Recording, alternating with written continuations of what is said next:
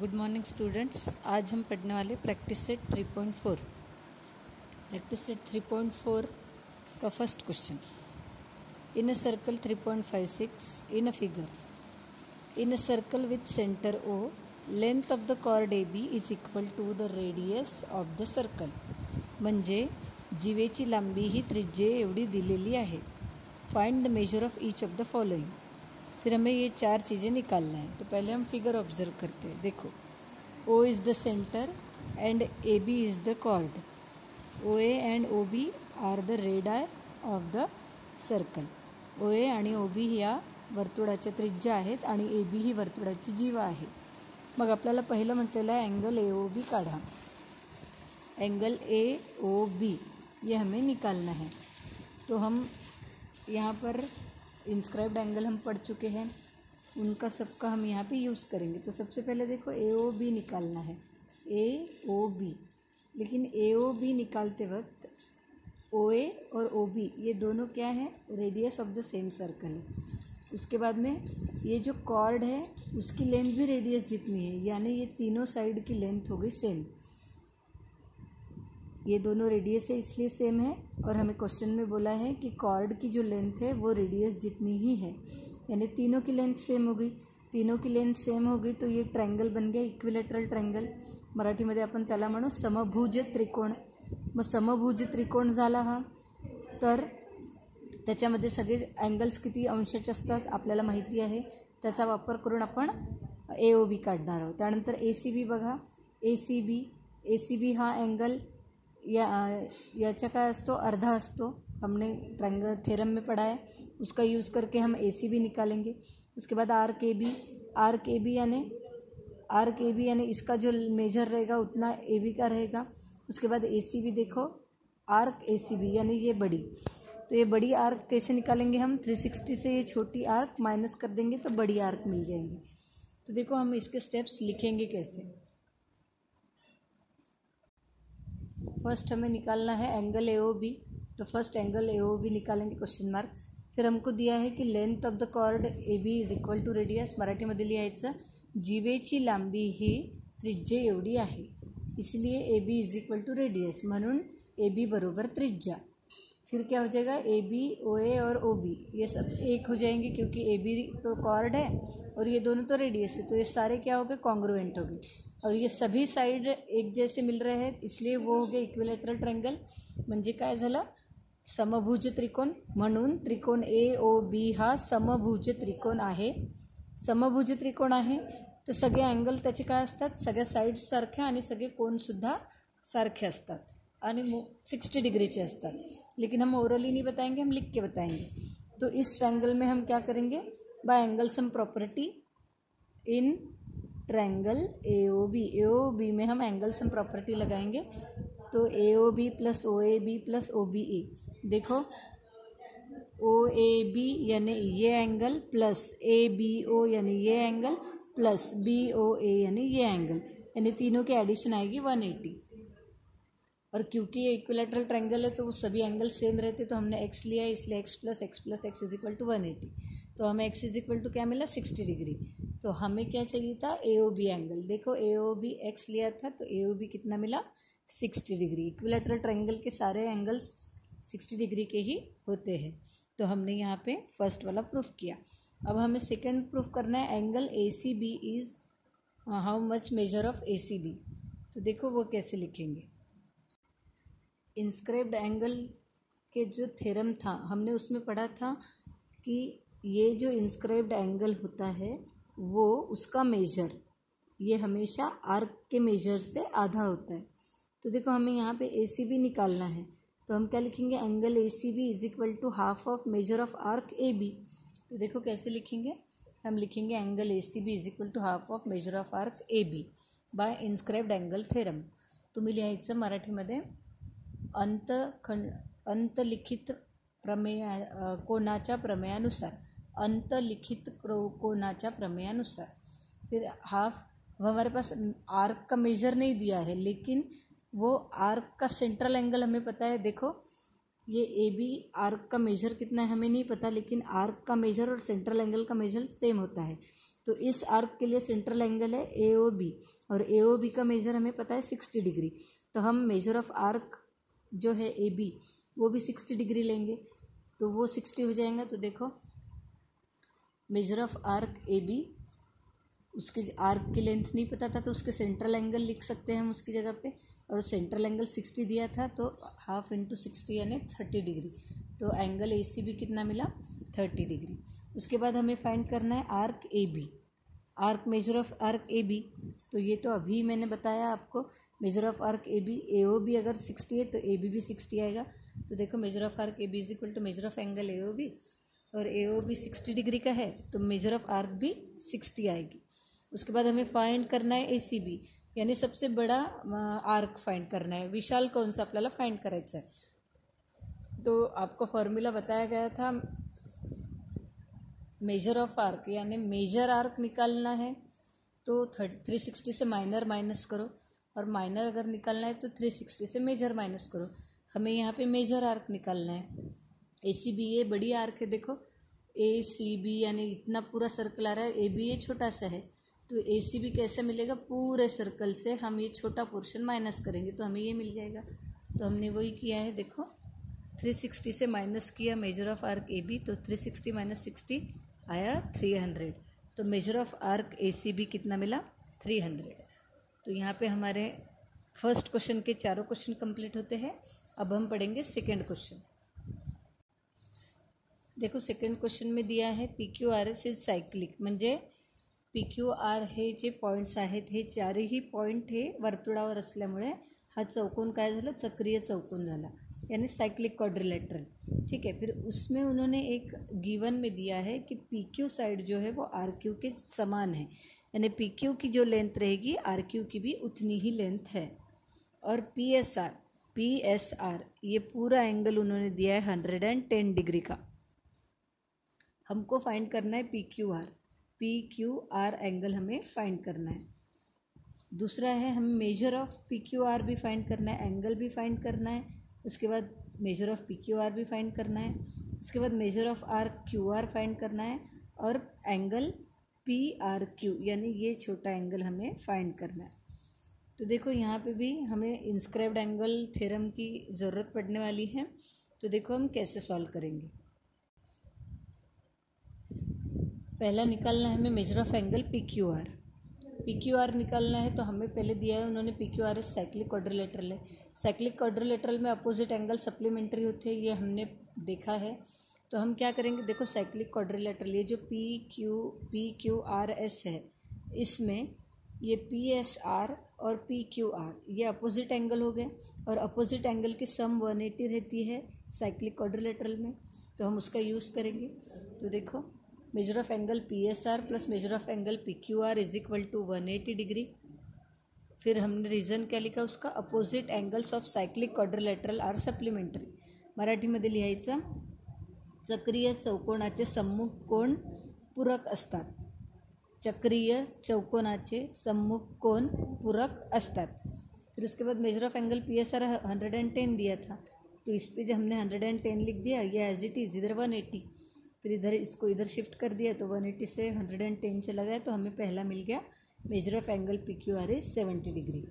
इथे तुम्ही लिहायचं PQRS हा चक्रीय चौकोन आहे, आणि इथे लिहायचा चक्रीय चौकोनामध्ये सम्मुख कोण पूरक असतात। उसके बाद देखो सेकंड बोला है मेजर ऑफ आर्क PQR। अभी एंगल तो निकाल लिए हमने, तो एंगल 70 डिग्री का है, तो उसके मेजर निकालना है हमें। तो यहाँ पे देखो फिगर देखो, PQR एंगल हमें मिला 70 डिग्री का, ये एंगल जो है ये मिला हमें 70 डिग्री का। हमें ये PQR जो है ये आर्क का मेजर निकालना है। तो देखो ये जो PSR एंगल है, इस PSR एंगल के लिए ये PQR क्या हो जाएंगी, आर्क बन जाएंगी, इंटरसेप्टेड आर्क बन जाएंगी। तो हमें इंस्क्राइब्ड थ्योरम में पता है कि ये जो इंस्क्राइब्ड एंगल होता है ये इंटरसेप्टेड आर्क के आधा होता है। तो देखो हम क्या लिखेंगे, PSR is half of arc PQR by inscribed angle theorem, अंतलिखित कोणाच्या प्रमेयानुसार। फिर इसकी वैल्यू 110 है, half into measure of P Q R, फिर उसके बाद ये 2 इधर इंटू में चला जाएगा, यहाँ डिवीजन में 1/2 है तो इधर शिफ्ट होगा तो इंटू हो जाएगा, सो 110 into 2, so major of arc हमें क्या मिला, पी क्यू आर 220। सो इस तरीके से हमने सेकेंड किया। अब देखते थर्ड में देखो हमें क्या निकालना है, major of arc Q are, ये आर्क हमें फाइंड करने की। तो देखो ये जो ट्रायंगल है पी क्यू आर, इस ट्रायंगल में पी क्यू और आर क्यू ये ऑलरेडी उन्होंने गिवन में दिया है, इक्वल है। अब इस ट्रायंगल में अगर दो साइड इक्वल है तो ये ट्रायंगल हो गया आइसोसेलियस ट्रायंगल हो गया, तो उसका ये जो एंगल है पी आर क्यू वो इक्वल रहेगा आर पी क्यू को, यानी ये वाला एंगल और ये वाला एंगल इक्वल रहेगा क्योंकि ये साइड और ये साइड इक्वल है। तो क्या होगा, सपोज इसको हम अगर x ले लेते हैं तो इस ट्रायंगल में हम एंगल सम प्रॉपर्टी अगर लगा देते हैं तो ये तो 70 आया, plus x is equal to 180 आएगा, so 2x is equal to 180 minus 70, so 2x is equal to 110, तो x मिलेगा 55, यानी ये एंगल हमें मिलेगा 55 का, ये एंगल भी मिलेगा हमें 55 का। तो देखो यहाँ पे हमें major of arc Q are निकालना है, तो ये एंगल हमें मिल गया 55 डिग्री का, तो ये एंगल की इंटरसेप्टेड आर्क कौन है, ये है, तो ये एंगल इंटरसेप्टेड आर्क के आधा होता है, तो हम लिखेंगे angle R P Q is equal to half of major of arc R Q. तो आर पी क्यू हमने 55 निकाल दिया, तो 55 is equal to half into R Q. इस तरीके से हम सॉल्व करेंगे। तो देखो मैं स्टेप्स बताती हूँ आपको। देखो हम लिखेंगे in triangle P Q R, त्रिकोण पी क्यू आरमध्ये P Q is congruent to R Q दिलेले आहे, मग त्याच्यामुळे काय दोन बाजू सारख्या झाल्या, त्याच्यामुळे पी क्यू आर हा काय झाला, समद्विभुज त्रिकोण, म्हणून पी क्यू आर हा समद्विभुज त्रिकोण आहे। फिर समद्विभुज त्रिकोण आहे म्हणून दोन अँगल सारखे होतील, P R Q is equal to R P Q, मी आत्ताच फिगरवर एक्सप्लेन केलं तुम्हाला। मग दोन अँगल सारखे आहेत तर त्याला आपण सपोज एक्स घेतलं, मग आपण पी क्यू आरमध्ये अँगल सम प्रॉपर्टी वापरतो ट्रायंगलची, 3 कोणांची ॲडिशन 180, 2 कोण त्याचे सारखे आहे आणि एक 70 काढलेला आहे आपण, त्याच्यामुळे आपल्याला एक्स मिळाला 55। आपल्याला चौथ्या क्वेश्चनमध्ये पहा त्यांनी पी आर क्यू काढायला सांगितलं आहे, जो की आपण आत्ताच इथेच काढून घेतला आहे। P R Q is equal to R P Q 55। आपल्याला चौथ्या प्रश्नात त्यांनी म्हटलं आहे पी आर क्यू काढा, पण आपण इथेच काढलेला आहे। मग आता आपण आपल्या तिसऱ्या ह्याच्यात म्हटलेलं आहे की measure of angle R P Q काढा, ठीक आहे।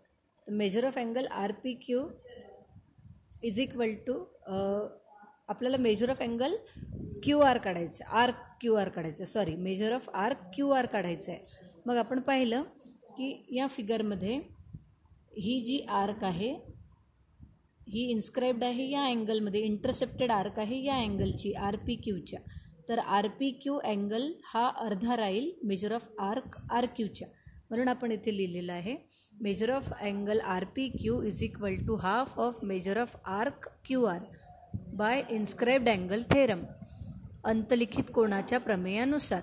फिर उसके बाद हम आर पी क्यू की वैल्यू डाल देंगे 55 is equal to half into Q R, फिर 2 इधर आ जाएगा तो 55 इंटू 2 यानी 110 is equal to major of arc Q R. तो देखो 55 is equal to half into this, तो 2 इधर आ गया तो 55 इंटू टी, तो major of arc Q R कितना हो गया 110। उसके बाद देखो थर्ड क्वेश्चन में दिया है M R P N is cyclic, उसके आर और एन ये दो एंगल दिए हैं, आपको आर और एन एग्जैक्टली कितने डिग्री का है वो पता करना है। उन्होंने एक्स अननोन फॉर्म में दिया है। जैसे साइक्लिक है तो देखो ये सर्कल है, उस पर हम निकाल लेते ये ऐसे पॉइंट, ठीक है, एम आर पी एन, तो ये आर का अपोजिट हो जाएगा एन और एम का अपोजिट हो जाएगा पी। क्योंकि साइक्लिक है तो ये अपोजिट एंगल की सम होती है 180 degree. In cyclic quadrilateral opposite angles are supplementary, ये हमने पढ़ा है। तो हम क्या करेंगे, आर और एन के बारे में पूछा है तो हम R plus N is equal to 180 लेंगे, because in cyclic quadrilateral opposite angles are supplementary. सम्मुख कोण, चक्रीय चौकोनामध्ये सम्मुख कोण पूरक असतात। तो देखो हम कैसे सॉल्व करेंगे, लिखेंगे MRPN इज सायक्लिक. MRPN हा चक्रीय चौकोन आहे. R और N के मेजरमेंट दिया था. फिर हम लिखेंगे, इंग्लिश में लिख के दिया है, मराठी में बोल रही हूँ. चक्रीय चौकोनामध्ये सम्मुख कोन पूरक असतात. चक्रीय चौकोनामध्ये सम्मुख कोन पूरक असतात. म्हणून R आणि N ची बेरीज 180. Rची व्हॅल्यू ही आहे, Nची ही आहे, बरोबर 180. सॉल्व केल्यावर आपल्याला Xची व्हॅल्यू मिळाली 21. मग आपल्याला Xची व्हॅल्यू 21 मिळाली तर आपण R घेऊया. R जे दिलं होतं त्याच्यामध्ये Xच्या जागेवर 21 ठेवू. सॉल्व केलं आपल्याला Rची व्हॅल्यू मिळेल 92. त्याचप्रकारे आपल्याला Nची व्हॅल्यू पण काढली. 4x + 4 आहे. Xच्या जागेवर आपण 21 टाकू आणि Nची व्हॅल्यू काढू. तर बघा इथे 4x × 4, 4 × 21, मग आपल्याला Nची वैल्यू मिली 88. सो इस तरीके से हमने 3 क्वेश्चन किए. अभी देखो 4th क्वेश्चन देखते हैं. 4th क्वेश्चन में दिया है RS is diameter of the circle and centre O. T lies in the exterior of the circle. Prove that RTS is an acute angle. Acute angle यानी क्या होता है? Acute angle यानी होता है 90 से छोटा. तो हम क्या करेंगे, इसको ऐसे जोड़ देंगे. ऐसे जोड़ देंगे तो देखो ऐसी फिगर बन जाएगी. इसको हमने जोड़ दिया और फिर क्या करेंगे, ये जो एंगल है ना, ये वाला पॉइंट यहाँ पे ऐसा जोड़ देंगे. इसको नाम दे देंगे सपोज P. तो हमें पता है, देखो रिमार्क में हमने पढ़ा है कि अगर इंस्क्राइब्ड एंगल की जो एंड पॉइंट्स है वो डायमीटर पे अगर होते हैं तो वो एंगल 90 डिग्री का हो जाएगा. तो यहाँ पे हमें जो दिया है उसका हम यूज़ करेंगे. वो इज़ द सेंटर लिखते वक्त लिखेंगे हम QR is the diameter of the circle. फिर हमें पता है कि angle inscribed in semi circle is right angle, इसलिए RPS कितना होगा, 90 डिग्री का होगा. लेकिन अगर आप ये PTS ट्रायंगल कंसिडर करते हो तो इस PTS ट्रायंगल के लिए ये वाला एंगल हो जाएगा एक्सटीरियर एंगल. और exterior angle is the sum of opposite interior angle होता है. तो RPS इज इक्वल टू क्या होगा, PTS प्लस TSP. फिर RPS 90 का दिया है और हम इसको लिखेंगे, PTS लिखना है तो RTS करेंगे और TSP. तो देखो अगर इन दोनों एंगल की सम 90 डिग्री आ रही है तो सम अगर 90 है तो एक्यूरेटली ये दोनों भी एंगल क्या रहेंगे, 90 से छोटे रहेंगे. और 90 से छोटे रहेंगे यानी क्या रहेंगे, एक्यूट रहेंगे. और हमें उनको एक्यूटी दिखाना है, हमें RTS दिखाना है. तो देखो RTS क्या हो जाएगा, एक्यूट एंगल. तो देखो segment RS is the diameter of the circle. रेख RS हा वर्तुळाचा व्यास आहे. वी नो दॅट, आपल्याला माहिती आहे. Angle inscribed in semicircle is a right angle. अर्धवर्तुळामध्ये इन्स्क्राइब्ड एंगल अर्धवर्तुळातील अंतलिखित कोन हा कोनामुळे जो एंगल तयार होतो तो काटकोन असतो. म्हणून RPS इसका एग्जैक्ट सेंटेंस आप रिमार्क में से देख के लिखो, मराठी मीडियम. फिर RPS 90 डिग्री का हो गया. फिर RPS एक्सटीरियर एंगल हो गया इस ट्रायंगल का. तो exterior angle is the sum of opposite interior angle होता है. तो देखो मैंने आपको बताया था ये PTS को हमने RTS लिख दिया है यहाँ पे. देखो ये PTS, P से शुरुआत करो या R से शुरुआत करो, बीच का एंगल मेन होता है. T की ही बात कर रहे हैं हम, तो सिर्फ हमने P की जगह पे R कर दिया.